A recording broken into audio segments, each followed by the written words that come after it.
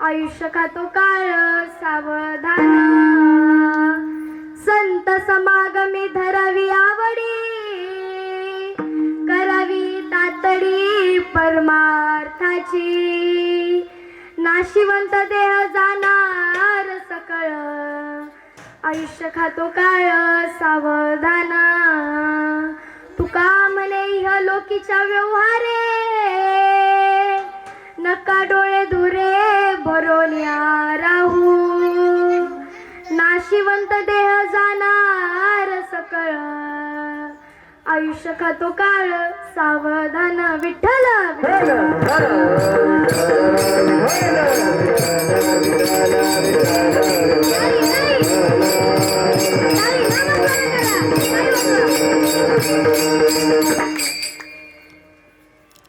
तर आज या श्री क्षेत्र आंबळे या गावामध्ये होत असलेला भव्य दिव्य अशा वर्षांचा कीर्तन रूपी सोहळा, तर आजच्या निमित्ताने आपण इथं सर्वजण जमलेलो, आपल्या बापूंच्या निमित्ताने आज इथं आपण आलेलो.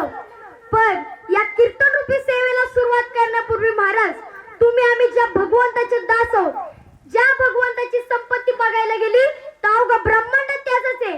अहो, ज्या भगवंतांनी 28 युग झाला कट्टेवर हात आणि विटेवरती पाय देऊन उभायला, अशा तुमच्या माझ्या पंढरीदेश पांडुरंगाला एकदा नमन करूया.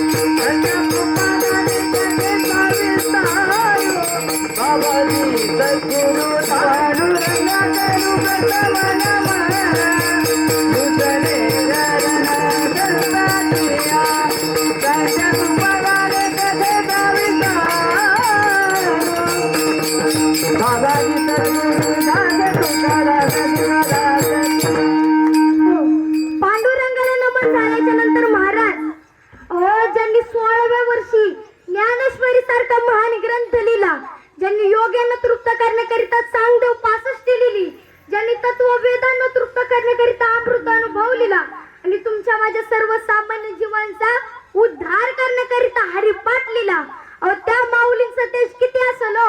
आता जरी आनंदीत गेलं ना, एखादा मतिमंद विद्यार्थी जरी तिथं गेला, माऊलींच्या समाधीच्या तिथं नतमस्तक झाला की समजायचं त्याला माऊलींनी ज्ञान दिलंच.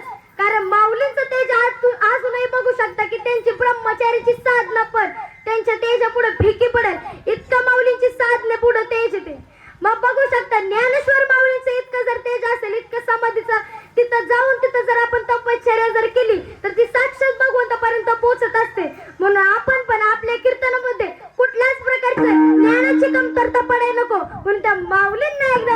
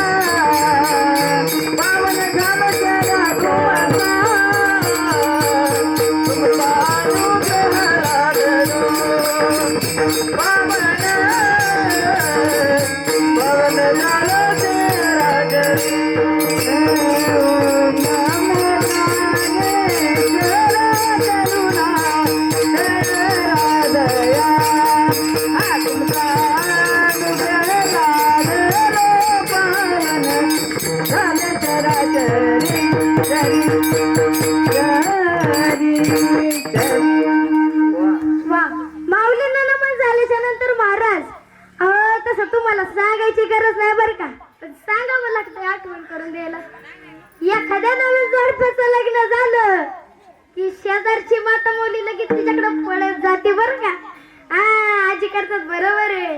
बर कधी हनुमंती जाऊन तिथं, अगं ऐक, तुझ्या पोराच्या संसारात कुठल्याच प्रकारचा गोंधळ व्हायला नको, म्हणून तू काय कर, त्या जेजुरीच्या खंडोबाचा गोंधळ घाल. बरोबर आहे. मग तुमच्या वैष्णव महाराजांना पण असंच वाटतं की आजच्या कीर्तन रूपी सेवेत कुठल्याच प्रकारचा गोंधळ व्हायला नको, म्हणून घालू की त्या खंडोबाचा गोंधळ.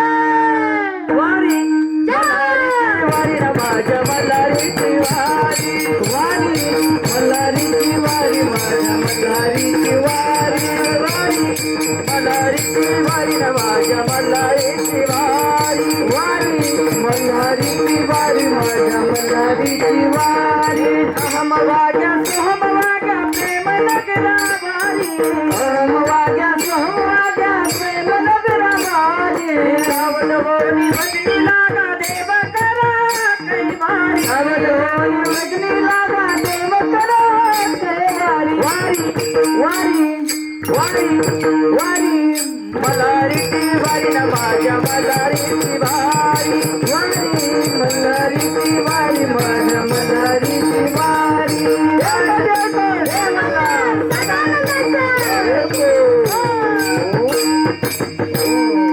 जी जर फिरून आल्यागत महिला मंडळ नाचत वारी. छान आहे, छान आहे. तर महाराज आपल्या खंडोबाला नमन झाल्याच्या नंतर अहो आज बघायला गेलं तर आज थोड्या दिवसात वारी सुरू होईल. जे वारकरी 15व्या दिवशी पंढरी आणि 30व्या दिवशी आळंदी म्हणजे अशा अहोरात्र नित्य वारे करतात की त्यांचं विठुरायावरती श्रद्धा किती असेल बघा. मग त्यांनी एकदा त्यांच्या घरावरती तुळशी पत्र ठेवलं की अख्खं त्यांचा देह त्या पांडुरंगाच्या चरणी समर्पित करतात. मग म्हणतात, पांडुरंगा माझ्यामध्ये जे तुला ज्ञान द्यायचे, जसं मला घडवायचे तसं तू काय कर, मला घडव. म्हणजे अख्खा देह त्या देवाच्या चरणी अर्पण करतात. माझ्या वारकऱ्यांचं एकदा स्मरण करूया. मस्तक हे पायावरी, मस्तक हे पायावरी. तर महाराज आता आपण ज्यांना ज्यांना संतांना भगवंतांना नमन वंदन केलं ना, तर त्यांना आपण आव्हान केलं की आज या आंबळे गावामध्ये होत असलेल्या कीर्तनाला तुम्ही काय करा, सूक्ष्म रूपाने तुमची हजेरी लावा. आणि त्या सूक्ष्म रूपाने ते उपस्थित असतात. विठ्ठल विठ्ठल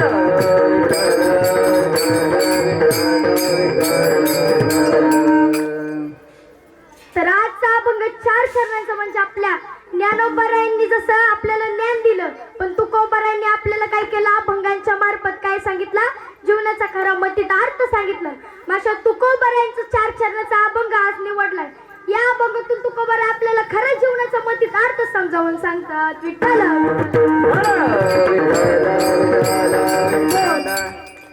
प्रथम चरणात तुकोबाराय आपल्याला सांगतात, क्षणोक्षणी हाची करावा विचार, करावया पार भव सिंधू. की प्रत्येक क्षणाला काय करायचंय, भगवंताचं नामस्मरण करायचंय. आजकाल आपण प्रत्येक वेळी मरणाच्या दारात चाललोय, पण आपल्याला ते कळत नाही. कारण आपण आपल्या जीवनामध्ये आपलं जीवन कसं आहे तर एक क्षणभंगूर आहे. कसं पाण्याच्या बुडबुड्या जशा फुटतात की क्षणभंगूर आपलं जीवन आहे. की जसं की आपल्याला कळत नाही की आपण आता पृथ्वी तलावरती असून पण त्या भगवंताचे चिंतन करण्याऐवजी या संसारिक गोष्टींमध्ये अडकलेलं आहे. आपलं जीवन एकदाच आपल्याला मिळणार आहे, पण ते जगून घ्या एकदाच. द्वितीय चरणात तुकोबाराय सांगतात, नाशिवंत देह जाणार सकळ, आयुष्य खातो काळ सावधान. की नाशिवंत देह आहे आपला, आपल्या या जीवनामध्ये आपण कधी जाईल हे आपल्याला पण सांगता येणार आहे. प्रत्येक क्षणाला त्या भगवंताचं नामस्मरण केलं पाहिजे. कारण आपला देह, आपण काय म्हणतो की आता वेळ भेटल्यावरती नामस्मरण करतो, नंतर वेळ भेटल्या नामस्मरण करतो, पण असं नाही. आत्ताच्या घडीला पण आपण कधी जातोय आपल्याला सांगता येणार नाही. म्हणून नामस्मरण, ज्या घडीला तुम्ही इथं बसलाय ना, आता हे तुमचं नामस्मरणच चाललं पाहिजे. तसं तुम्ही काम करताना कामामध्ये काम काही म्हणा राम राम, म्हणजे प्रत्येक काम करत असताना तुम्ही भगवंताचं नामस्मरण केलंच पाहिजे. कारण आपण कधी जाऊ याची आपल्याला शाश्वती नाहीये. तृतीय चरणामध्ये तुकोबाराय काय सांगतात, संत समागमी धरावी आवडी, करावी तातडी परमार्थाची. संत समागमी धरावी आवडी म्हणजे नामस्मरण कुठे गेलं आपल्याला भेटणार आहे, संतांच्या सानिध्यात गेल्यावरती आपल्याला नामस्मरण करायला भेटणार आहे. तसं आपण इथं पण करू शकतो, पण जे आपण इथं करू शकतोय ते संतांच्या सानिध्यात गेल्यावरती अजून वेगळं काहीतरी करू शकतो. म्हणजे काय, आता तुम्ही आमच्या सानिध्यात आलाय, आता आपण कीर्तन करतोय, म्हणून तुमचं पूर्ण लक्ष कसं असलं पाहिजे, कीर्तनातच असलं पाहिजे. आजीबाई खरं आहे का नाही, सगळ्यांचं लक्ष कीर्तनात असलं पाहिजे.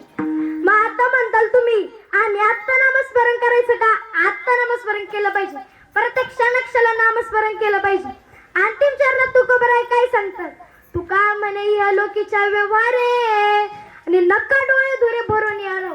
म्हणजे तुकोबाराय सांगतात की आपण प्रत्येक सजीवावरती प्राणी मात्रांवरती तितकाच जीवापाड प्रेम केलं पाहिजे की त्याच्यामध्ये भगवंत आहे. कसं की आपण आपल्या समाजामध्ये वावरतोय. मग बघितलं तर प्रत्येकाच्या हृदयात खरं तर देव आहे. कारण ते म्हणतात देव आहे देव आहे, देव हृदय मंदिर शोधली पाय. प्रत्येकाच्या हृदयात जसं भगवंत आहे ना, तसं त्या प्राणी मात्रांमध्ये पण आपण भगवंताला पाहिलं पाहिजे. कारण या इहलोकीच्या संसारामधून, या मायाजाळामधून आपल्याला परलोकाची यात्रा करायची. मग त्या यात्रेत जर आपलं पुण्य कमी पडलं तर आपण मग येतच भटकत राहणार. पण जर आपलं पुण्य जर जास्त असेल तर देवाच्या स्वर्गात मस्तपैकी आनंदात राहायला भेटणार, वैकुंठात. मग आपण प्रत्येक क्षणाला काय केलं पाहिजे, नामस्मरण केलं पाहिजे. आणि आपण आता जाईल की नंतर जाईल हे सांगता येणार नाही. हा झाला अभंगाचा सरळ भावार्थ. विठ्ठल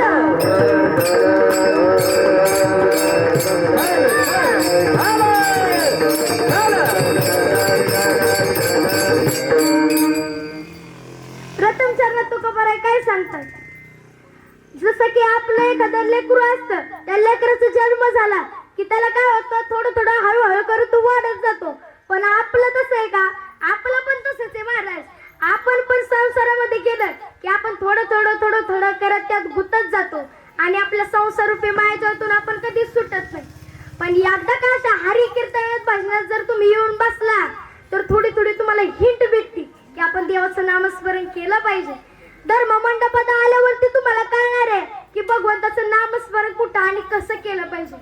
बघायला गेलं तर आपल्या संसारूपी मायाजाळामधून कोणच सुटलेलं नाहीये. म्हणजे तसं तर संत भगवंत सुटून गेलेले, कारण त्यांनी नामस्मरण केलेले. अजूनही या पृथ्वी तलावरती असे काही जीव आहेत, संत आहेत की त्यांच्यामुळे ही पृथ्वी टिकून आहे. ते गेले तर आपण बी गेलो, पण ते आपल्याला दिसत नाही कारण ते सूक्ष्म जीवामध्ये इथं भ्रमण करत आहेत. मग आपण पण प्रथम चरणात तुकोबाराय हे सांगतात की ज्या वेळेस आपण प्रत्येक क्षणाला आपण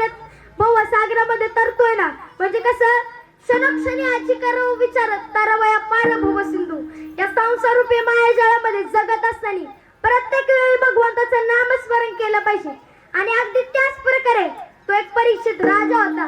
जसं की एक राजा होता आणि तो काय केला, एकदा त्याचं जीवन मरणाची परीक्षा दिली. असा परीक्षित राजाचा आज जीवन कथा जर बघितली ना तर त्याच्या कथेत असं येतं की जर तिथे एक बैल होता, त्या बैलापाशी तो माणूस गेला म्हणजे परीक्षित राजा गेला आणि तिथं त्यांनी दृश्य बघितलं. काय बघितलं की तिथं त्या बैलाला मारलं जातंय, तिथं त्याची हत्या केली जाते. मग तो म्हणला की अहो तिथं तुम्ही असं का करताय, म्हणजे त्यांनी लगेच कळलं की तिथं कलिवास करतोय आणि काय तिथं कलीचा वास होतोय आणि आपण पण प्रत्येक वेळी प्रत्येक क्षणाला मरतोय. मग त्याला पण हे कळून चुकलं की आपला पण एक दिवस असा येणारच आहे. मग तिथून पुढे तो गेला भटकंती करायला, भ्रमण करायला गेला वनामध्ये. वनामध्ये भ्रमण करत असताना त्याला लागली ताण, लय ताण लागली आणि तिथं होते शमीक ऋषी. शमीक ऋषीच्या आश्रमाचे तिथं गेले. शमीक ऋषी साधनेमध्ये तल्लीन होते आणि तिथं आवाज देतात ते, ओ ऋषी मुनी आम्हाला प्यायला पाणी द्या. पण ते साधनेमध्ये होते त्यामुळे त्यांना काही कळलंच नाही, कारण ते साधनेमध्ये असताना भगवंताच्या आनंदातच असतात. आजकालची लोक वेगवेगळ्या गोष्टींमध्ये अडकलेली आहे, पण ते त्यावेळचे ऋषी मुनी जसं की भगवंताचं नामस्मरण करताना मन अगदी तिथंच राहिलं पाहिजे. देवाची साधना केली ना मग त्या साधनेत इतकं तुटून पडायचं की फार कळलंच नाही पाहिजे आपण कुठे आहे कसे. मग ज्या वेळेस भगवंताची साधना करत असताना शमीक ऋषी तिथं होते तर त्यांना काहीच कळलं नाही. मग त्यांनी परत 4-5 वेळा आवाज दिला तरी पण त्यांना काही कळलं नाही. मग थोडक्यात काय झालं तर तिथं आले कोण, परीक्षित राजा तिथं होता ना. परीक्षित राजाला लय राग आला बरं का. म्हणलं मी राजा आहे, चक्रवर्ती सम्राट आहे, मला हे पाणी द्याय नाही. मग तिथं मेलेला एक साप होता, तो घेतला आणि डायरेक्ट टाकला त्याच्या गळ्यात, शमीक ऋषींच्या गळ्यात टाकला. मग तिथं ते गेले. आता राग गेले, परीक्षित राजा तिथून गेला. परीक्षित राजा गेला बघा बर का. एखाद्या वेळेस तुम्ही बापाचा अपमान करा, बाप पचवून घेतो, पण पोराच्या समोर बापाचा जर अपमान केला तर ते पोरग कायम डोक्यात ठेवतो बर का आणि कधी ना कधी ते बाहेर काढतच. तसंच शमीक ऋषी पण तिथं होते. शमीक ऋषीच्या गळ्यात मग तिकडून आलं त्यांचा मुलगा कोण, शृंगी ऋषी आले. शमीक ऋषींचा मुलगा शृंगी ऋषी तिथं आले. ऋषी तिथं आल्याच्या नंतर बघितलं की माझ्या वडिलांची अवस्था कोणी केली अशी, कोण होता असं म्हणजे इथं करणार. आता त्यांनी लगेच फ्लॅशबॅक बघितलं. आपल्या जीवनात बी असंच पाहिजे होतं बरं का. आपण काय वाईट काम केलंय हे लगेच कळायला पाहिजे होतं. आज एवढी कामं केली, चांगली कामं केली, वाईट कामं केली, आज याचा शेतात जाऊन बांध कोरला, आज त्याला तांबे भरून पाणी दिलं प्यायला, हे बी कळणार आहे महाराज. तसं जर फ्लॅशबॅक असला असताना पेरीमीटर ते नाही का मोजमापन करायचं असतंय. पुण्य केवढं झालं, पुण्य एवढं झालंय का पाप एवढं झालंय का पाप पुण्य एवढं झालंय का पाप एवढं झालं, तसं आपल्याला कळायला पाहिजे होतं. मग शमीक ऋषीने बघितलं हे कुणी केलंय. त्यांना लगेच कळून आलं की परीक्षित राजा नावाचा एक तसा राजा इथं येऊन गेला होता आणि त्यांनी काय केलं, माझ्या वडिलांची अशी अवहेलना केली, अशा प्रकारे माझ्या वडिलांना त्रास दिलाय. तर त्यांनी लगेच तिथं शाप देऊन टाकला. काय शाप दिला, येत्या 7 दिवसांमध्ये जसं की ज्या राजाने म्हणजे त्या राजाने काय केलं, तक्षक नावाचा नाग जो होता विषारी नाग त्यांच्या गळ्यात टाकला होता. ह्या नागाने त्या 7 दिवसामध्ये येणाऱ्या परीक्षित राजाचा मृत्यू होणार, कारण माझ्या वडिलांचा यांनी अपमान केला. इथं माझ्या वडिलांच्या गळ्यामध्ये साप टाकलाय ना, मग याचा पण येणाऱ्या भयंकर अशा सापाने म्हणजे जे सगळ्यात विषारी साप असेल त्याच्यामुळे त्यांनी काय होणार, त्याचा तिथं 7 दिवसात मृत्यू होणार. आता ते साधनेमधून बाहेर आल्यावर त्यांना कळलं बरं का. शृंगी ऋषी त्यांनी सांगितलं सगळं मी असं केलं कारभार. शमीक ऋषीला पण कळणारच ना, ते देव ऋषी यांनी काय केलंय, माझ्या मुलांनी आधी काय पराक्रम गाजवले त्यांना कळणारच होतं. मग लगेच त्यांना कळलं की याने असं केलंय. मग आता याला सांगायला लागेल. म्हणलं तू कुणाला शाप दिलाय माहितीये का, चक्रवर्ती सम्राट असणारा राजा, हस्तिनापूरचं राज्य ज्याच्याकडे वारसदार म्हणून गेला असं परीक्षित राजाच्या गळ्यात परीक्षित राजाला तू शाप दिलेला आहे. येणाऱ्या 7 दिवसात त्याचा मृत्यू होणार. आपल्याला त्याच्याकडे पटकन गेलं पाहिजे, त्याला सांगितलं पाहिजे की तुझा 7 दिवसामध्ये मृत्यू होणार आहे. मग ते गेले तिथं राजाच्या दरबारामध्ये गेल्याच्या नंतर सांगतायत की माझ्या मुलाने अवैधानाने काय केलेलं आहे, तुम्हाला शाप देऊन टाकलेला आहे. तुम्ही याच्यातून सुटका करायची असेल तर 7 दिवसामध्ये तुमच्या येणाऱ्या काळात मृत्यू होणार आहे. तुम्ही इथं काहीतरी बघू, तुम्ही आता करा की तुम्हाला मोक्ष प्राप्त झालं पाहिजे असं काहीतरी करा. मग 7 दिवसानंतर मग परीक्षित राजा म्हणला आता माझा देवा 7 दिवसांनी मृत्यू होणार आहे. मग आता मला असं कोणतरी भेटायला पाहिजे, असा जीवनात गुरु भेटायला पाहिजे की मला 7 दिवसात मोक्षाची प्राप्ती करून देईल. कारण प्रत्येकाच्या आयुष्यामध्ये गुरु हा सर्वात महत्वाचा असतो. कारण आमच्या जीवनात पण गुरु होते म्हणून आज आम्ही इथं उभं आहे. आज आम्ही कीर्तन करू शकतो. त्यांनी ज्ञान दिलं म्हणून तर आज आम्ही इथपर्यंत कीर्तन करू शकतो. आमचे स्वप्नील महाराज काय आले, आज ते राज्याभिषेकाला गेलेले आपल्या शिवरायांच्या तिकडे. त्यामुळे खरं तर त्यांना यावर म्हणजे येता नाही आलं, परंतु त्यांचंच एक छोटस पाऊल उचलून आज तुमच्या पुढे मी कीर्तन करण्याचा प्रयत्न करते. तर महाराज खरं तर आज योग पण तसंच आलाय, राज्याभिषेकाचा दिवस आणि आज वर श्राद्ध पण आलेलंच आहे. परीक्षित राजाला कळलं. मग परीक्षित राजाने कोण असं दवंडी पिटवा लावली की कोण आहे मला 7 दिवसामध्ये मोक्ष प्राप्त करून देणार असं कोण भेटल का. मग त्यांनी सगळ्या राज्यामध्ये दवंडी पिटव 7 दिवसात परीक्षित राजांना मोक्ष प्राप्त करून देणारे गुरु शुकाचार्य प्राप्त झाले. शुकाचार्यांनी त्यांना 7 दिवसामध्ये जे काही ज्ञान दिलं त्या ज्ञानामधून त्यांच्या संवादामधून कुठला ग्रंथ तयार झाला असेल तर तो भागवता ग्रंथ तयार झाला. म्हणजे बघा ना, ज्यावेळेस आपण एखादं कार्य करत असतो त्या कार्यामध्ये आपल्याला कुठल्या ना कुठल्या गुरुची प्राप्ती झाली पाहिजे. जर आपल्याला मोक्ष प्राप्त करून घ्यायचा असेल, आता आजकालची एवढे लोकांची मनस्थिती नसेल बरं का, मला मोक्ष प्राप्त झाला पाहिजे कारण एवढी आपली मजालच जाणार नाही. आपलं काय चाललेलं असतं, आता पंढरपूरची वारी आली त्यात बी बाया म्हणतात ऊस आलाय, काढणी करायची, फुलं लावायच्यात, नाही तर काय करायचे, नंतर जाऊ, पुरीचं लग्न आलंय नंतर जाऊ वारीला, सगळं करायचे नंतर जाऊ वारीला, असंच चाललेलं आहे. मग तुम्ही या संसारातून वेळ देवाला देणार तरी कधी. देवाला वेळ पाहिजे असेल तर तो स्वतःच्या आधी काढावा लागेल, मग देवाच्या दरबारात नामस्मरण करताना वेळ देता येणार. मग महाराज 7 दिवसांमध्ये मोक्ष प्राप्त करून देणारे शुकाचार्याने त्यांना खरोखर 7 दिवसाचं ज्ञान देऊन भागवता ग्रंथ त्याच्यातून तयार झाला आणि त्यांना मोक्ष प्राप्त झाला. म्हणजे बघा आता याच्यातून मत येतात काय घ्यायचं तर महाराज बघायला गेलं तर जसं की शृंगी ऋषींना कसं वाईट वाटलं की माझ्या वडिलांच्या गळ्यामध्ये त्यांनी काय केलं, साप टाकला. म्हणजे का बरं, तर आपण तसं केलं पाहिजे का, आपली तिथपर्यंत मजल गेली पाहिजे का. जर एखादा बाप असेल त्या बापाचा जर अपमान आपल्या समोर जर केला तर आपल्याला पण तितकंच वाईट वाटणारच आहे. कारण कुठल्या मुलाला वाटणार नाही बरं माझ्या बापाचा अपमान झाला मी तिथं गेलं नाही पाहिजे. प्रत्येकालाच असं वाटतं की सर्वांचं काही म्हणजे आपला बाप असतो. जसं की कुटुंबियांना पण ज्यांनी सावरला असेल, आता बघायला गेलं की त्यांच्या कुटुंबामध्ये असणारे बरेचसे जण आहेत. मग बघायला गेलं तर आपले संपत बापू मानसिंग जगताप म्हणजे त्यांनी काय केलं तर त्यांची पत्नी बागुबाई संपत जगताप यांचा या दोघं जण पती पत्नी असत तर त्यांची मुलं कोण, कैलासवासी शरद संपत जगताप, त्यांची सूनबाई असणारे कैलासवासी बेबी शरद जगताप, तसं त्यांचं नातू असणार म्हणजे आज ज्यांनी कीर्तन रूपी सेवा ठेवली अशा तुषार शरद जगताप आणि अक्षय शरद जगताप. म्हणजे यांनी खरं तर आज आपल्या बापूंच्या निमित्ताने एवढं सगळं आयोजित केले. त्यांच्या मुली असणाऱ्या छाया नरसिंग शेरे असतील, तसेच सुनीता दिलीप गुंडा असतील, तसेच शारदा बाळासाहेब खळदकर असतील, तसेच वैजंता लक्ष्मण शेरे असतील आणि त्यांचं सर्व म्हणजे कुटुंब असेल, जगताप परिवार असेल. यांना आतोनात असं दुःख झालेलं आहे की आज आमच्या जीवनातून तसं बघायला गेलं तर बऱ्याच ठिकाणी आम्ही बघतो वर्षात कोण ठेवतं.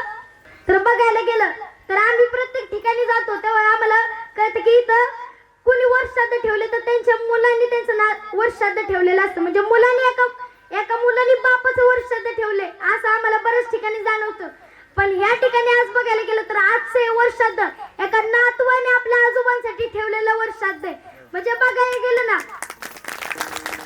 तर नातवाचं पहिला म्हणजे मित्र कोण असेल तर आपला आजोबा असतो आणि आजोबांचा शेवटचा मित्र जर कोण असेल ना तर तो नातू असतो.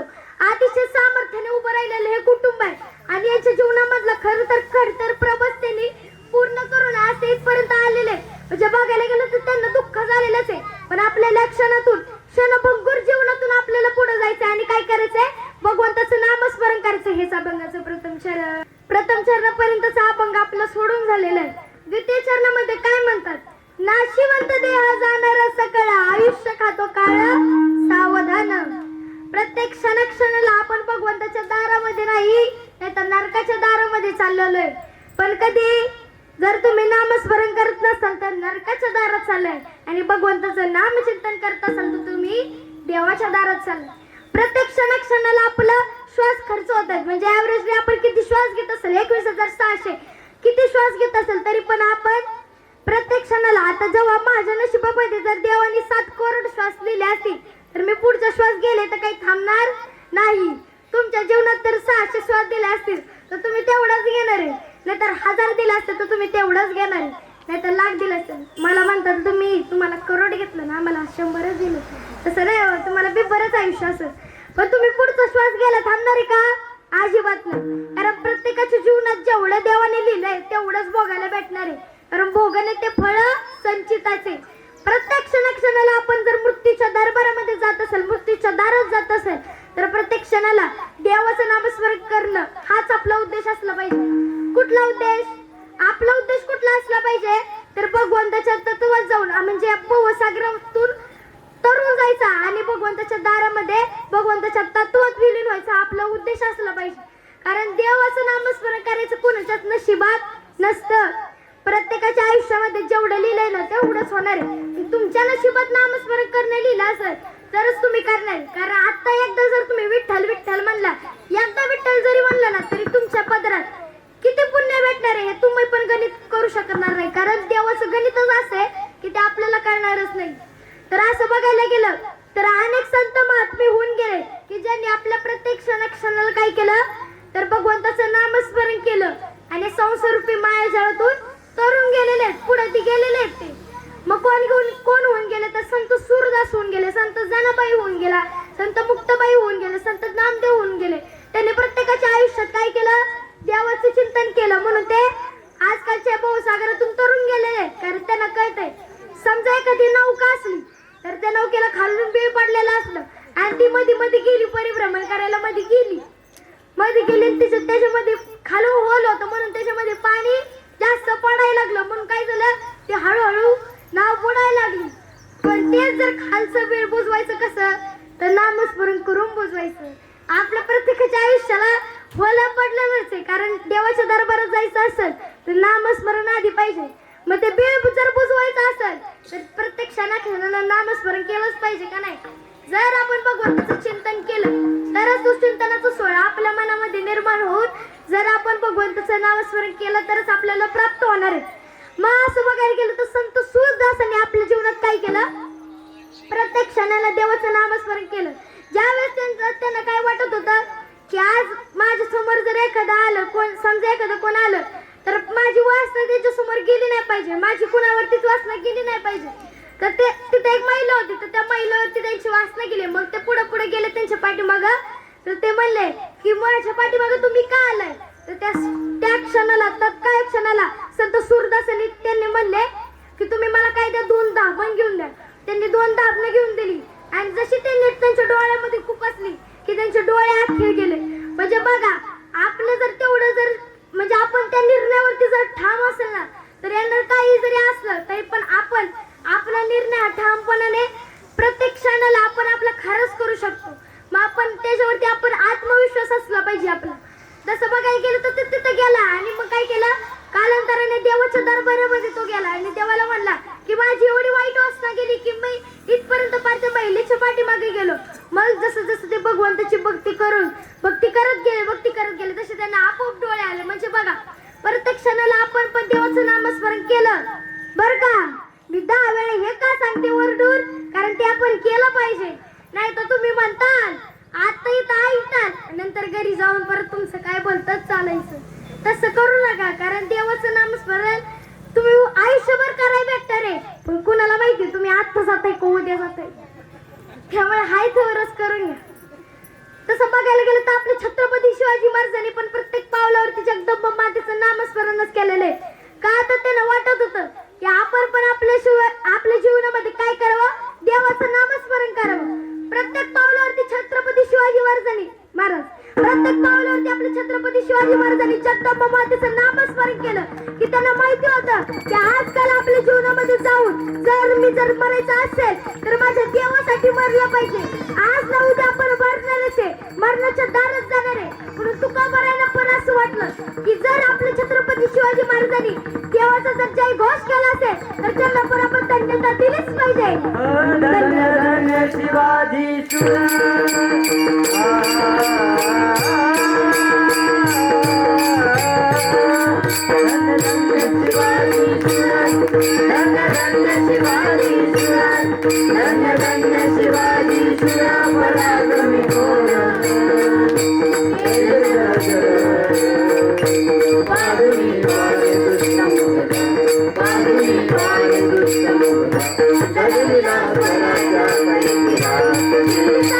भिडे गगनाची कीर्तिधारक भिडे गगनाची बघा प्रत्येक पावलावरती शिवरायांनी भगवंताचं नामस्मरण केलं म्हणून आलेला कित्येक तरी येणाऱ्या त्यांनी असं झुकून केलं. त्यावेळी प्रत्येक किल्ल्यावरती आता पण तुम्ही बघू शकता की महादेवाचं मंदिर तुम्हाला सापडणार आहे. प्रत्येक लढाईला जाताना ते हर हर महादेव म्हणत होते. प्रत्येक पावलावरती जगदंबा मातेचं नामस्मरण करत होते. मग आपण पण जसं की छत्रपती शिवरायांनी काय केलं उद्या आयुष्यात देवाचं नामस्मरण केलं ना. अनेक लढाई आल्या पण त्यांनी काय केलं असेल तर देवाचं नामस्मरण केलं आणि असा दरबार म्हणजे राज्याभिषेकाचा सोहळा आणि आजचा अजून म्हणजे राज्याभिषेकाचा सोहळा आज आपल्या समोर आहे. आणि या राज्याभिषेकाला काय केलं तर त्यांचा दरबार भरला आणि आजच्या दरबारामध्ये मोगलाचं तख्त पण हलवून टाकलं, दिल्लीचं तख्त पण हलवून असा दरबार राज्याभिषेकाचा सोहळा तिथं चालला. सोहळा जसा सुरू झाला की त्यांनी उभ्या आयुष्यात प्रत्येक पावलावरती देवाचं नामस्मरण केलं. पण त्यांनी जीवनामध्ये इतकी जीवाची माणसं जपली, इतकी मावळे जपले की त्यांनी प्रत्येक लढाईला जाताना मावळ्याला मागे ठेवलं.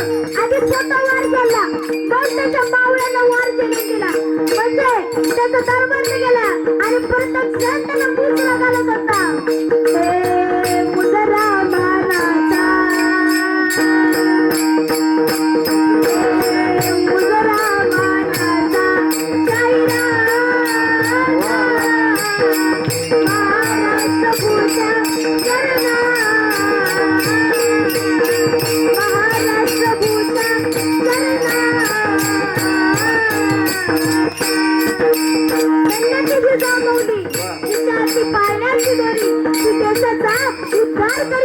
अशा माझ्या पाय पावलीनं शिवबाराजाला घडवलं, वाढवलं, ज्ञानाचा ज्ञान अमृत माजलं आणि म्हणून शिवाजी राजा जन्माला आलं. वयाच्या 16 वर्षी राजानं तोरणाला तोरणं बांधलं आणि मर्द मावळा जमा केला. तो माझा मर्द मावळा कसा होता? सह्याद्रीचे पुत्र मावळे,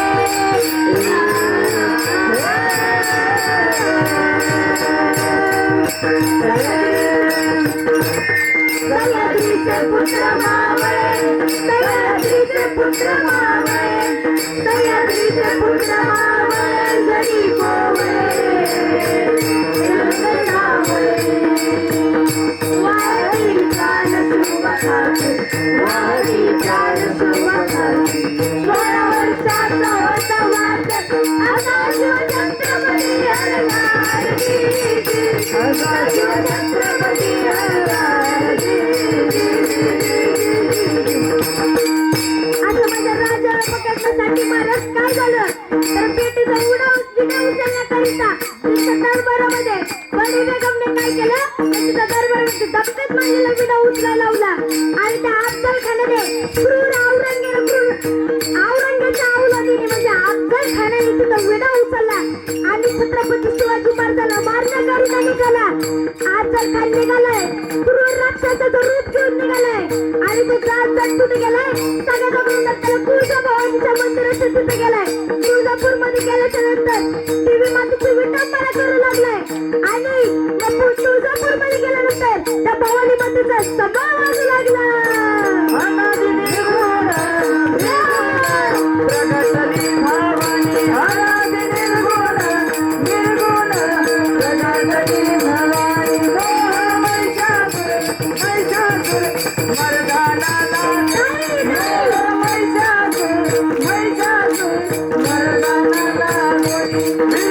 तापासी तापासी करावया धारणी त्रिविध तापासी तापासी करावया धारणी भक्ताराची तो निर्वाणी आईचा दोगला दोगला दोगला मागे आईचा दोगला दोगला दोगला मागे आईचा दोगला दोगला दोगला मागे आईचा दोगला दोगला दोगला मागे.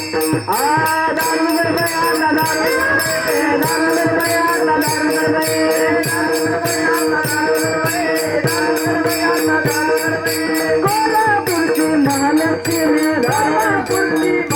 महालक्ष्मी कोल्हापूरची महालक्ष्मी दारुगड बाई तुळजापूरची तुळजाभवानी दारुगड बाई आता दारुगड बाई आता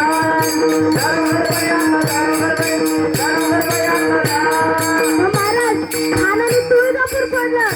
खानाने तुळजापूर सोडल्यावरती हार गेला पंढरपुरात. मग महाराज पंढरपुरात विठुरायचं मंदिर बरोबर आहे ना, देवाचा कन्यावर हात ठेवून उभा असलेलं त्या विठुरायचं मंदिर.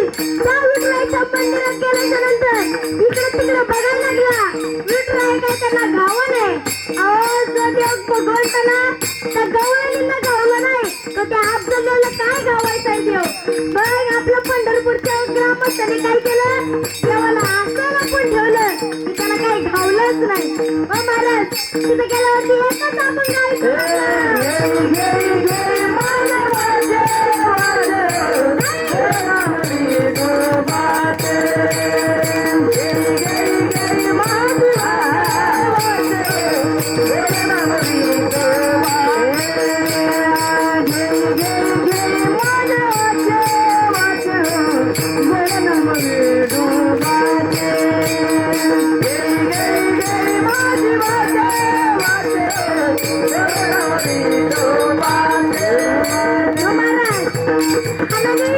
पंढरपूर सोडलं.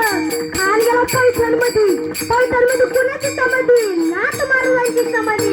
एकनाथ महाराजांच्या समाधीच्या तिथे गेला आणि त्याला एकच ऐकवलं.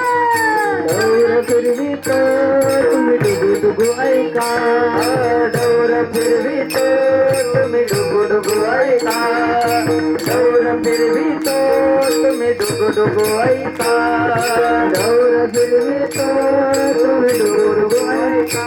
डौर डौर डौर डौर डौर डौर डौर डौर डौर डौर डौर डौर डौर डौर डौर हे डौर फिरवितो तुम्ही डुगु ऐका, डौर फिरवितो तुम्ही डुगु ऐका. पिंगा महागारी बोल बोलीला लेखा पिंगा महागारी, हे पिंगा महागारी बोल बोलता लेखा पिंगा महागारी, हे पिंगा महागारी बोल बोलीला लेखा पिंगा महागारी, हे पिंगा महागारी बोल बोलता लेखा पिंगा महागारी. हे निर्गुण निराकार सदा बहुर माझा, निर्गुण निराकार बहुर माझा, हे निर्गुण निराकार सदा बहुर माझा, निर्गुण निराकार बहुर माझा. हे सगुण साधा भया आले यमई माझा, आले यमई माझा, सगुण साधा भया आले यमई माझा. जया शेजारणीने बरं नाही केलं ग बया,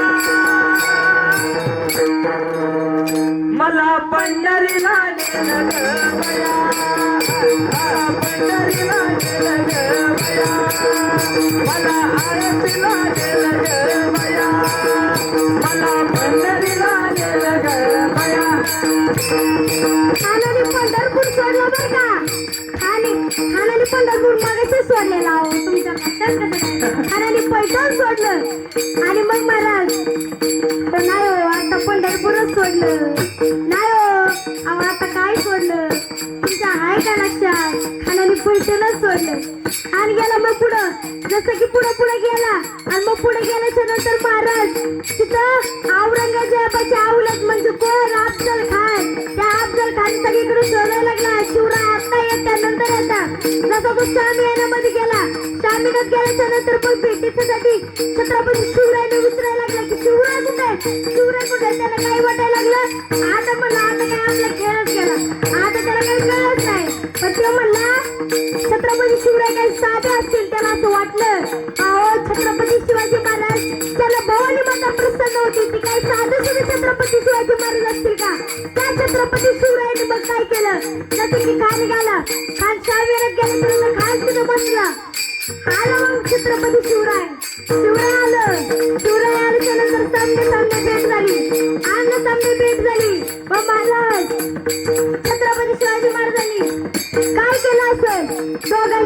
आपली भेट झाली खान असा डोळे वटारून बघतोय छत्रपती शिवराय फारच थोरात आल्या व महाराज खान जसा दौलत डुलत गेलता खान दौलत डुलत आला खान दौलत डुलत आला खान दौलत डुलत आला खान दौलत डुलत आला खान दौलत डुलत आला खान दौलत डुलत आला खान दौलत डुलत आला खान दौलत डुलत आला आले चालले तर छत्रपती शिवाजी महाराज आले मग महाराज प्रतापच्या पैशाला काय झालं प्रतापगडच्या पायथ्याशी खान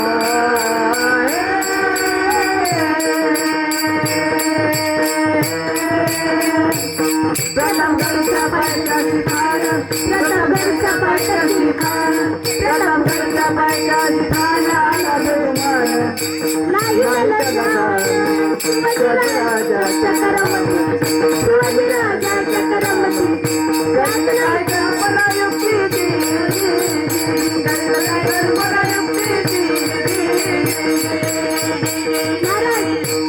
छत्रपती शिवराय तिकडे गेले आणि मग महाराज खानाने दागा केला खानाने शिवरायांना आलिंगन दिलं आलिंगन दिलं आलिंगन दिलं राजाला आलिंगन दिलं राजाला आलिंगन दिलं राजाला वाघनख्याचा मारा केला वाघनख्याचा मारा केला वाघनख्याचा मारा केला वाघनख्याचा मारा केला तिलखंड होता अंगाला तिलखत होता अंगाला तिलखत होता अंगाला तिलखत होता अंगाला तर आवाज झाला तर आवाज झाला तर आवाज झाला तर आवाज झाला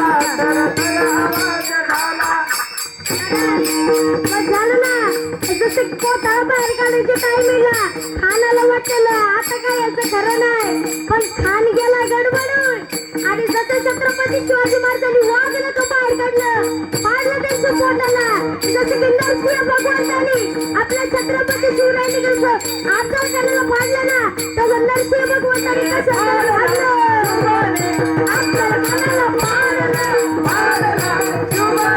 अफजल खानाला पाडला पाडला जुबाने अफजल खानाला पाडला पाडला जुबाने पाडला जुबाने अफजल खानाला पाडला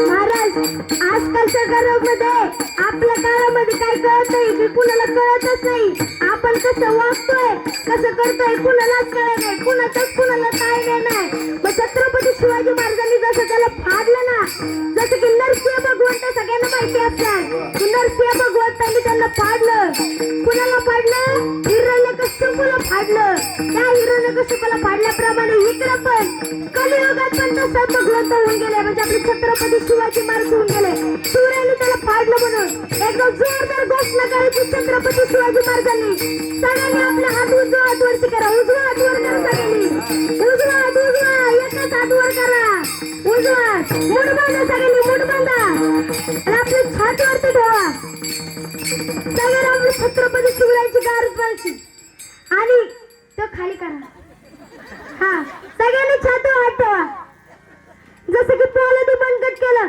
की आज आपल्या छत्रपती शिवरायांचा राज्याभिषेक सोहळा आहे मग आवाज पण तितका जोरात झाला पाहिजे की तो पुरंदरच्या पायथ्यालाच गेला पाहिजे बोलो आस्ते कदम आस्ते कदम आस्ते कदम महाराज गणपती राजपती भूपती अश्वपती प्रजापती सुवर्ण रत्न श्रीपती अष्टावधान जागृत अष्टावधान द्वेषित न्यायालंकार मंडित शस्त्रास्त्र शस्त्र पारंगत राजनीती धुरंधर प्रौढ प्रताप पुरंदर क्षत्रिय कुलावतांस सिंहासनाधीश्वर महाराजाधिराज योगीराज श्रीमंत श्री श्री श्री छत्रपती शिवाजी महाराज की छत्रपती संभाजी महाराज की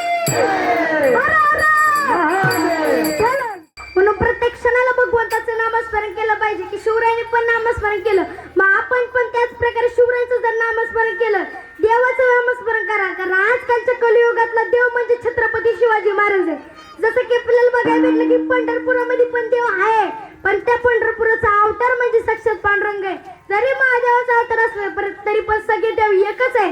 त्यामुळं प्रत्येक वेळी प्रत्येक क्षणाला कुठल्याही देवाचं नामस्मरण करा, पण ते हृदयापासून करा. कारण आपण नाशिवंत देहातून एकदा का आपण जर गेलो तर आपल्याला पुन्हा नामस्मरण करता येणार नाही. हा भंगाचा द्वितीय आयुष्य खातो काळ्या सावधान. द्वितीय चरण आपलं सोडून झालेलं आहे. तृतीय चरणात काय म्हणतात की महाराज संत समागमी धरावी आवडी, करावी तातडी परमार्थाची. या परमार्थामधून जर सुटून जायचं असेल तर संतांचा समागम करा.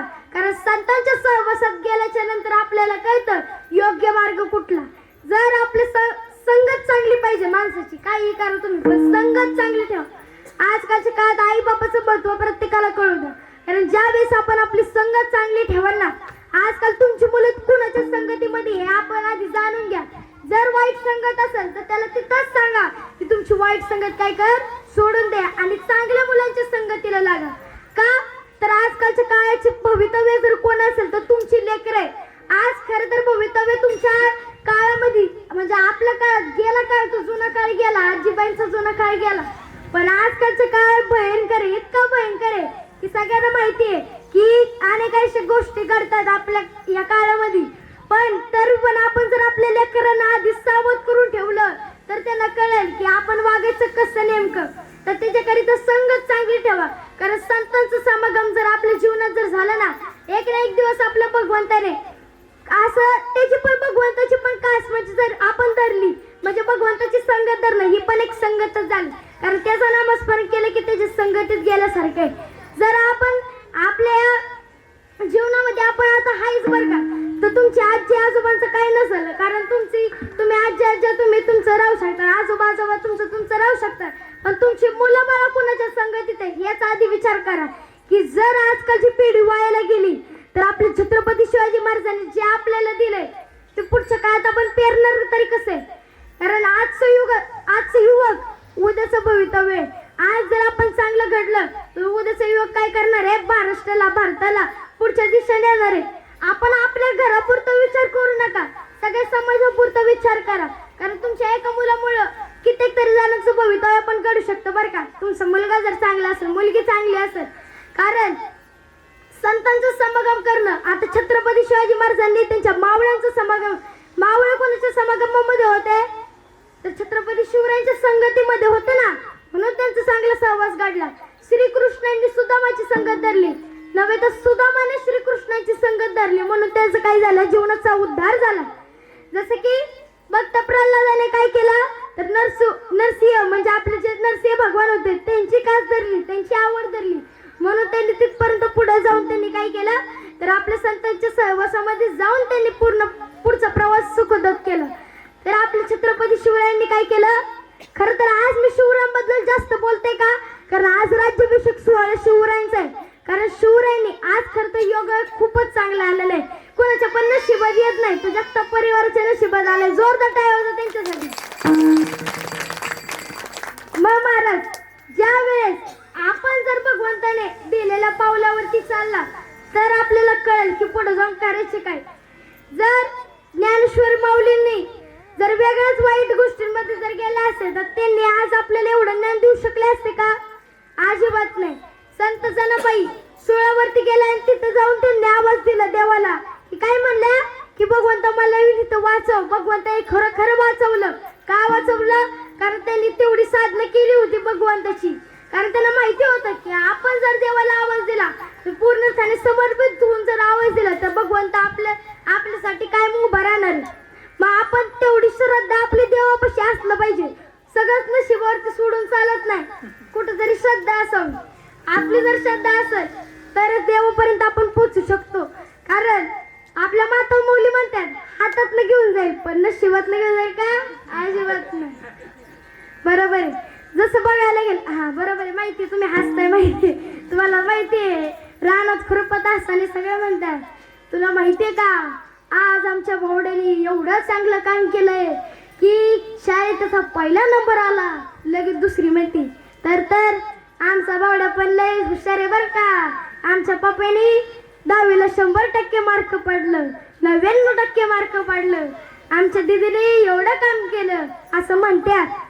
पण आता तुम्ही एवढी सगळी जण आहे, पण तुम्ही आता रानात जात असाल, तुमच्या पोरांना रानात जाऊ नये असं वाटत असेल तर आता त्यांना चांगलं शिकवण त्यांच्या जीवनामध्ये पूर्ण फिरून द्या, त्यांना त्यांचं जीवन आनंदात घालू द्या. कारण तुम्हाला पण तुमचा श्वास, आता तुमचा श्वास तुम्ही बांधलेल्या घरामध्ये जाणार आहे. का जाणार आहे तुम्ही बांधलेला घर श्वास? कारण तुम्ही होता म्हणून तुमच्या मुलांना तुम्ही चांगले संस्कार दिले. पण जेवढी 60च्या आतली आहे आणि 40च्या पुढची आहे, तेवढा ना मात्र धोका आहे बरं का. त्यांचं माहित नाही त्यांचा श्वास कुठं जाईल, त्यांच्या घरात जाईल का बाहेरच्या घरात जाईल. कारण आमची पिढी स्वार्थी झालेली आहे, आमच्यासारखी पिढी ना ती स्वार्थी झालेली आहे. तुमचं काही नाही, तुमचं गेलं आता सगळं तुमचं झालं. आमची पिढी लई स्वार्थी आहे. मग तुम्ही जर तुमच्या पोरांना आताच वळण लावलं तर ते स्वार्थी दुनियात जाणारच नाही. कारण तुम्ही बांधलेल्या घरातच तुमचा श्वास जाणार आहे. मग महाराज जसं की बघायला गेलं तर देवाने पण काय केलं, त्यांचं चांगलं फळाचं सुकृत जर कोणापाशी घडवून दिलं असेल तर आपल्याला घडवून दिलेलं आहे. संतांनी भागवत लिहिलं, म्हणजे जे कोण होते शुकाचार्यांनी भागवत लिहिलं असेल, मोठमोठे ग्रंथ लिहिले असतील, कुणी कुणी लिहिले असतील, पण ते आपल्यापर्यंत पोहोचवण्याचं काम कुणी केलं असेल तर ते संतांनी केलेलं आहे. त्यांचा उपकार आपण कधी फेडू शकणार नाही. कारण नाशिवंत जीवनामध्ये येऊन जर आपण आपल्याला कळत नसेल तर आपल्यालाच काय करायचे आपल्यालाच कळणार नाही. अहो मुख्यमंत्रीच्या लाडक्या बहिणींनो, जरा हसा, जरा चांगला बसा.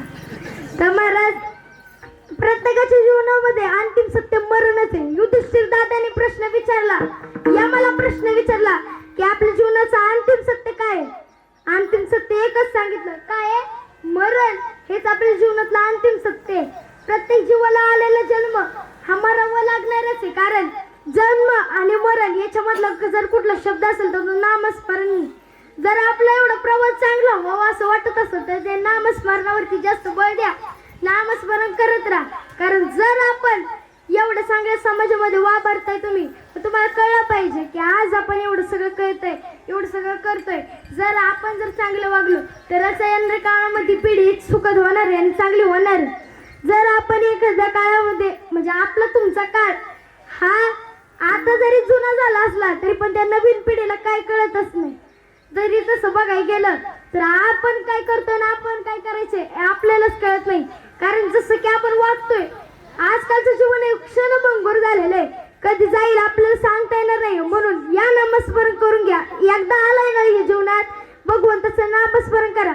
महाराज आपण संतांची संगत केली पाहिजे. आज आम्ही संतांची संगत, मग तुम्ही म्हणताल संत तरी नक्की कुठे आहे? मग आम्ही संत नाही, पण आम्ही संतांचे विचार घेऊन तुमच्यापर्यंत आलेलो आहे. आज आम्ही संत जरी नसलो तरी पण संत वाणी तुम्हाला श्रवण करायला भेटतील. का? तर तुम्ही त्यांच्या समागमामध्ये गेलाय. आज ज्ञानेश्वर माऊलींच्या आळंदीमध्ये गेलाय, लाखो करोडो वारकरी तिथं जात आहेत आणि साक्षात त्या माऊलींचं दर्शन घेत आहेत. विठुरायच्या तिथं जाऊन ते विठुरायचं दर्शन करतात. कशासाठी? तर त्यांना पण असं वाटत असेल की मी जर माझ्या आयुष्यामध्ये जर चांगलं व्हावं असं वाटत असेल ना तर त्या देवाचं नामस्मरण केलं पाहिजे. कारण आज तुम्ही आम्ही या जीवनामध्ये जगतोय. मग महाराज या जीवनामध्ये आल्याच्या नंतर जीवन एकदाच आहे. 84 लक्ष योनीचा फेरा जाऊ आपल्याला काय करायचंय, तेवढं फेरा पार काढायचा आहे. मग आपल्याला परत नरदेह प्राप्त होणार आहे. 84 लक्ष योनी काय थोडी गोष्ट आहे का? आज या जगता परिवाराने एवढं चांगल्या प्रकारे कुटुंबियांचा त्यांनी सांभाळ केला. खर तर त्या आजोबांचं कौतुक आहे. आम्हाला जास्त काही माहित नाही. आमच्या आई वडिलांना, आईला माहिती असेल, आमच्या मावशींना माहिती असेल की त्यांनी त्यांच्या जीवनात काय काय केलं असेल. पण आजकाल त्या बापूंचं खरंच कौतुक आहे. त्यांनी आपल्या आई वडील, त्यांच्या पोरांकडे, त्यांच्या नातवंडांना आई वडील नव्हते तरी पण त्यांनी काय केलं, एका बापासारखं सांभाळ केला आणि आईसारखं जपलेलं आहे त्या दोघांनी. म्हणजे बघा ना, आजकाल कोण कुणासाठी एवढं करत नाही. ती त्यांना विचारा तुम्ही. माझे कीर्तन झाल्याच्या नंतर त्या बाबू मामाला नाही तर कुणाला सगळ्यांना विचारा तुम्ही की त्यांचा कसा सांभाळ केला असेल. मग आता तुम्हाला कळतंय का, तुमच्या जीवनात तुमचे आई वडील आहेत ना, तरच तुम्ही कष्ट करून घ्या. एकदा का सगळं गेलं की मग सगळं गेलं. कारण जोपर्यंत आई वडील आहे तोपर्यंत त्यांचा सांभाळ करून घ्या. जर त्यांचा तुम्ही सांभाळ केला नाही ना, परत आपल्याला कळणार पण नाही. परत आपण किती जरी आई आई हाक मारली तरी पण आपल्याला आई भेटणार नाहीये. आणि किती जरी बाप बाप आवाज जरी दिला ना, पप्पा म्हणा नाही तर मम्मी म्हणा नाही तर काही म्हणा, तरी पण ते आपल्याला पुढच्या जीवनात काय भेटणार नाही. मग आपल्या नशिबामध्ये जेवढं लिहिलंय तेवढं तर होणार आहे, एवढं आपल्याला माहिती. आणि जेवढं जगायचं तेवढं तरी जगून घ्या. कारण 3 ताप आहेत, त्रिविध ताप आहेत. या त्रिविध तापाची झाली बोळ बनत देखील चरण वैष्णवांचे. या वैष्णवांच्या चरणामध्ये जा, वैष्णवांच्या संत समागमामध्ये जा, तर तुम्हाला कळेल की देवाचं नामस्मरण करणं हे कसं असतं. आज खरं तर आजकालच्या काळात म्हणजे बापाचं कष्ट जाणून गेलं पाहिजे. मी एवढं काय सांगते कारण आताच्या पिढीला ही गरज आहे. जसं बघायला गेलं तर सुदामांनी काय केलं, त्यांना जरी त्यांचा जो मित्र होता आपले श्रीकृष्ण भगवान त्यांचे मित्र होते, तर त्यांच्या मित्राला त्यांनी सांगितलं की असं असं त्यांचं घडलं. म्हणजे त्यांचा तो सहवास वेगळाच होता, सांदीपनी ऋषींच्या आश्रमामधला त्यांचा सहवास की तो त्यांचा तिथपर्यंतच राहिला. पण आज तुम्हाला काय माहितीये की आपले सहवास आपल्याला भेटलेला नाहीये त्यांचा, तरी पण आपण एवढं जगतोय तर ते कुणासाठी, देवाकरिता जगायचंय. आपण तुम्हाला माहिती का आपण कशासाठी इथं आलोय, कशासाठी जीवन जगतोय, असे प्रश्न आपल्याला पडले पाहिजे. पण त्या प्रश्नाची उत्तरं तरी कोण देणार आपल्याला? त्या प्रश्नाची उत्तरं देण्याकरिता आपल्याला भगवंताची काय करायला लागल. एवढं तुम्हाला सांगण्याचा म्हणजे अर्थ एवढं समजून घ्या. कारण ज्या वेळेस तुम्ही या तुमच्या संतांच्या समागमामध्ये येऊन तुम्ही जर एवढं नामस्मरण करताय ना, तर तुमचं ते पुण्य इतकं उदयाला येणार आहे की तुम्हाला साक्षात भगवंताची प्राप्ती झाल्याशिवाय पण राहणार नाही. पण कधी तुम्ही नामस्मरण केलं तर, तर नाहीतर मग काय, किती तुम्ही काही करा, देव देव करताल आणि जाऊन मग तुमचं दुसरंच काय चालायचं, तर तसं देव काय प्राप्त व्हायचं नाही.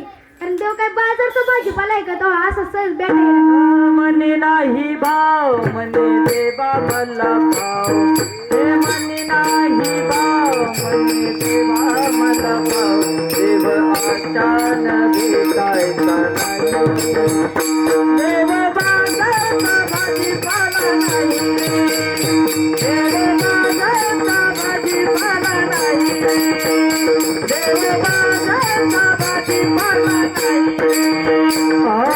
मने नाही भाव मने देवा मला भाव, मने नाही भाव मने देवा मला भाव, देव अचानक भेटायचा नाही रे, देव बाजारचा भाजीपाला नाही रे, देव बाजारचा भाजीपाला नाही रे, देव बाजारचा भाजीपाला नाही रे. महाभारत खूप छान प्रमाण दिलं, जोरदार टाळ्या वाजवा त्यांच्यासाठी. आळंदीवर नाल्यावर काय एवढं सकाळ सकाळ आळंदी ज्ञानोबरांची आळंदी, ज्ञानोबरांचं माऊलीचं वारकरी एक तरी येत आला की साक्षात माऊलीची हजेरी इथं लागण्यासारखी. तर आज बघायला गेलं तर एवढं सकाळ सकाळ आमचे सुदर्शन महाराज असतील, पवन महाराज, बळीराम महाराज, हे तिघं पण एवढ्या आळंदीतून आलेले आहेत. कशासाठी तर आज कीर्तनरूपी सोहळा आहे म्हणून देवाचं नामस्मरण करण्यासाठी इथं आले. मग आपण पण बघा, आज तुम्हाला एवढं सांगायचं माझा उद्देश काय आहे, तर त्यांनी त्यांच्या जीवनामध्ये आई वडील नसताना पण आजी आजोबांनी त्यांचा सांभाळ केलाय. आजी आजोबांचा सांभाळ त्यांनी त्यांच्या जीवनामध्ये केलाच. पण जसं बघायला गेलं त्यांच्या जीवनात आई वडील नसताना किती खचले असते, पण त्यांच्या आजोबांनी त्यांना आई वडिलांची आठवण नाही येऊन दिली. इतकं त्यांनी जीवापाड जपलेलं आहे, एका बापाप्रमाणे प्रेम लावलेलं आहे. बाप कसा असतो महाराज, बापाला कळतं आपल्या पोराचं दुःख काय असतं आणि एका मुलाला कळतं आपल्या बापाचं दुःख काय असतं. तर त्यांच्या जीवनातलं त्यांचं पितृछत्र हरपलेलं आहे, तरी पण त्यांनी इतकं सामर्थ्याने उभं राहून त्यांनी त्यांच्या जीवनामध्ये कष्ट करत इथपर्यंत आलेले. कुणासाठी तर माझे आई बाप सुखी राहिले पाहिजे, माझ्या आई बापाला चांगले 2-4 घास आनंदाचं खायला भेटायला पाहिजे, माझा संसार सुखाचा झाला पाहिजे. म्हणून त्यांनी काय केलं, तो आयुष्यामध्ये त्यांच्या आजी आजोबांनी त्यांना सांभाळलेलं. आज त्यांच्या चारही मुलींना त्यांची इतकी आठवण येत असेल, तरी पण त्यांनी काय करतात, त्या चारही मुली सामर्थ्याने उभं राहिलेले. त्यांची दोन्ही नातवंड असतील, म्हणजे नातसून असेल आणि त्यांचं नातू असेल, इतकी ते सामर्थ्याने उभं राहिले. खर तरी कुटुंबच असं आहे की ज्यांनी त्यांच्या आयुष्यामध्ये पितृछत्र हरपलं, तरी पण त्यांनी काय केलं, तर आपल्या जीवनात कधीच त्यांना वाटून नाही दिलं की माझ्या जीवनातले आई बाप गेलेले आहेत म्हणून.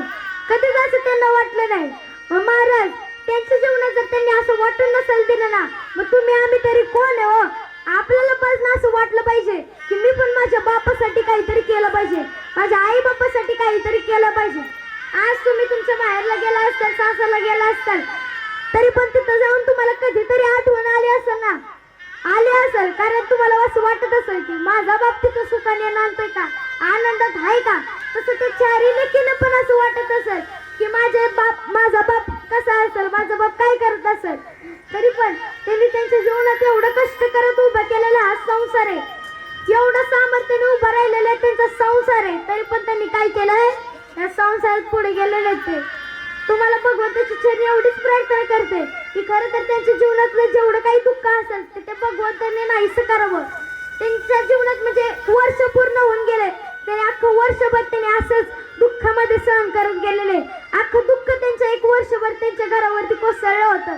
तरी पण त्यांनी काय केलं, ह्याच्यातून सावरून गेलेले. बरेच जण आता इथं रडतात. का रडतात की त्यांना असं वाटतंय की आमच्यासाठी त्यांना ते दिवस आठवत असतील की माझ्या बापाने माझ्यासाठी काय केलं.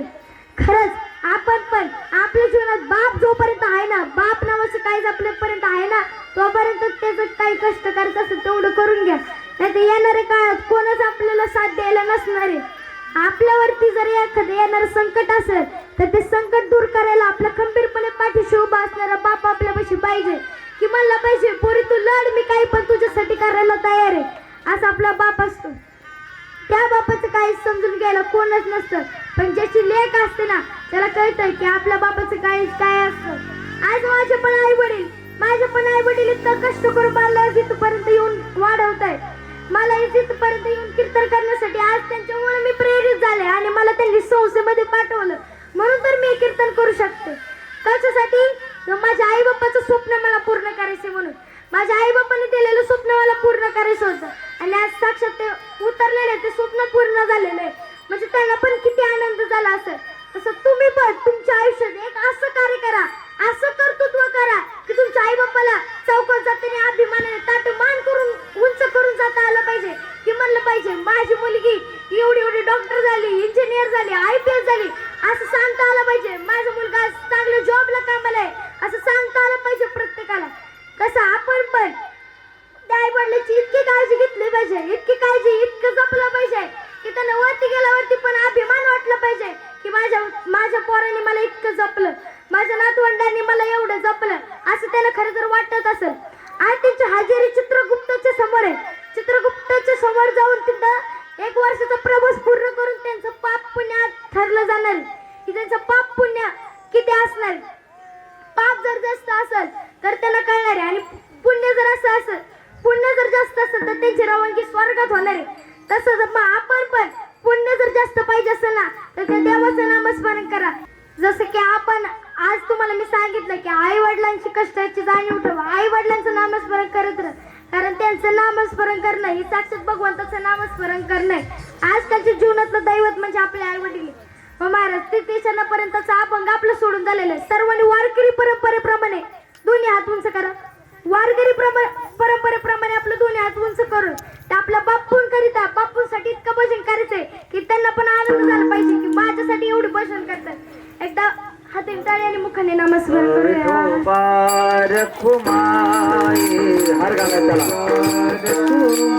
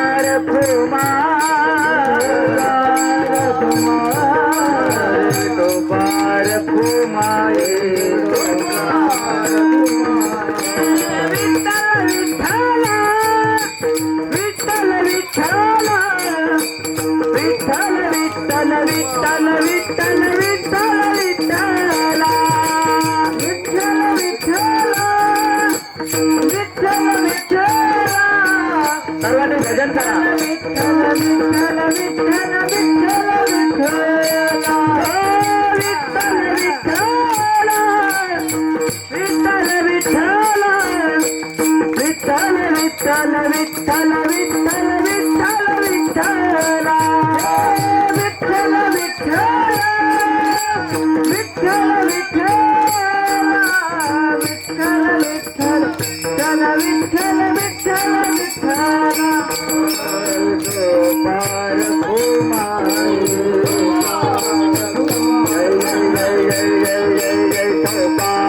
कुमाई जोबार कुमाई जोबार कुमाई जोबार कुमाई जोबार कुमाई जोबार कुमाई कवनला विचार विज्ञान भगवान मोदियारेश्वर महाराज जगद्गुरु संत गोपाळ काका महाराज छत्रपती शिवाजी महाराज धर्मवीर संभाजी महाराज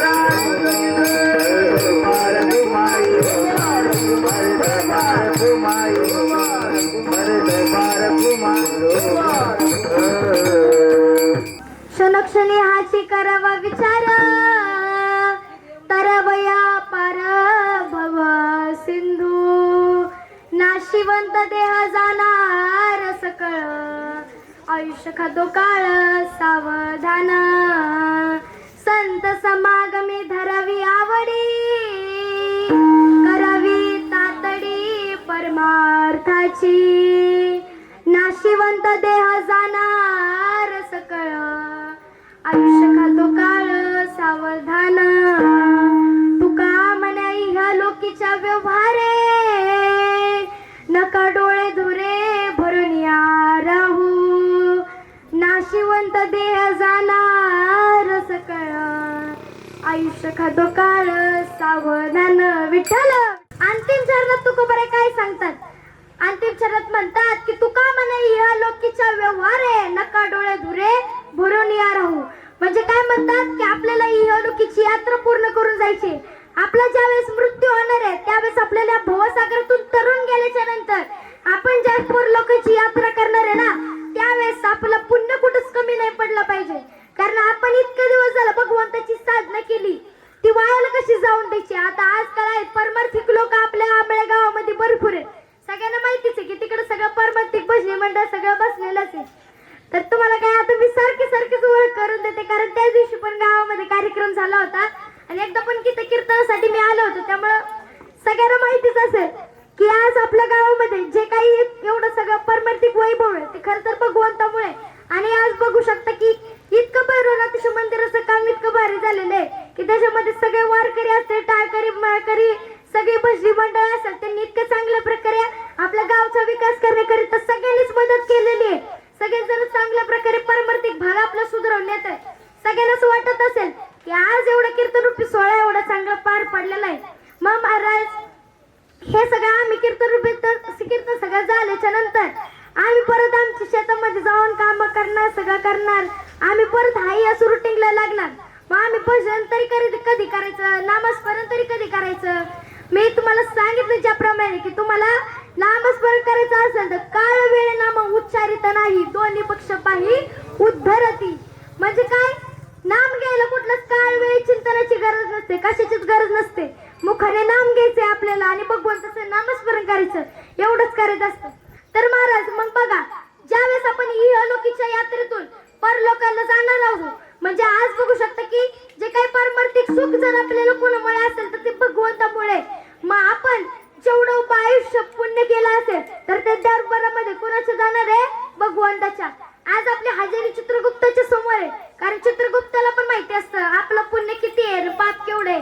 पाप जर असेल तर आपल्याला जायला लागेल नरकामध्ये पुण्य जर असेल तर जायला लागेल स्वर्गामध्ये तर त्यामुळं आपण पण काय करायचंय पुण्य इतकं झालं पाहिजे किंवा स्वर्गात जाणे इतकं तरी नाही किंवा देवाला चांगलं वाटलं पाहिजे म्हणून जीवन जगायचंय आपल्याला कोणासाठी देवासाठी जीवन जगायचंय स्वतःसाठी तुम्ही कष्ट करा कारण आज सगळेजण कष्ट करत आहेत कष्ट केलं तर कष्टाचं फळ भेटेल मग तुम्ही कष्ट करताय ना कष्ट इतकं प्रामाणिकपणे करा की सगळ्यांनाच चांगलं वाटलं पाहिजे की हा खरंच प्रामाणिक माणूस हा प्रामाणिक माणूस आहे एवढं उभ्या आयुष्यात तरी प्रामाणिकपणा जपला की खरं तर एवढ्या काळामध्ये एवढी सगळं वैभव जर कोणामुळे असेल ना तर ते देवाने दिलेलं आहे आज आपल्याला काय वाटतं गाडी बंगला धन दौलत संपत्ती पैसा अडकाई सगळं कोणाचं आहे माझं आहे असं अजिबात नाही ही देवाने दिलेली आपल्यासाठीची देणगी आणि त्या देणगीचा उपयोग आपण कशाकरिता करतो आपल्या स्वतःसाठी करतो महाराज निश्चित करा स्वतःसाठी परंतु त्याचं समाजाला काहीतरी देणं लागतं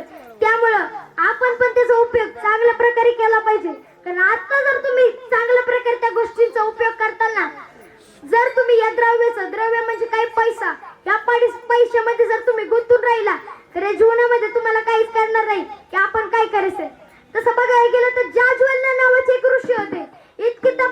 साधना करायचे जाज्वल्य ऋषी की त्यांनी एवढी साधना केली की त्यांच्या जीवनामध्ये इतका काळ त्यांचा किती किती त्यांची वर्ष झाली असेल, लय वर्ष होऊन गेली त्यांच्यावरती. ते एवढे साधनेत मग्न होते, त्यांच्या डोक्यावरती डायरेक्ट चिमणीचं घरटं बसून गेलं. प्रत्येक अख्ख्या चिमणीचा संसार होऊन गेला, तरी पण ते 6 तास करत होते.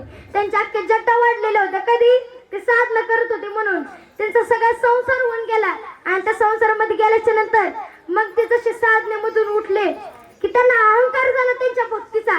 त्यांनी केलेल्या भक्तीचा त्यांना अहंकार झाला आणि देवाला हात मारतात की देवाला म्हणतात, देवा बघ मी तुझी इतकी साधना केली की माझ्या डोक्यावरती चिमणीचा संसार बसून गेला, एवढी साधना माझी होती.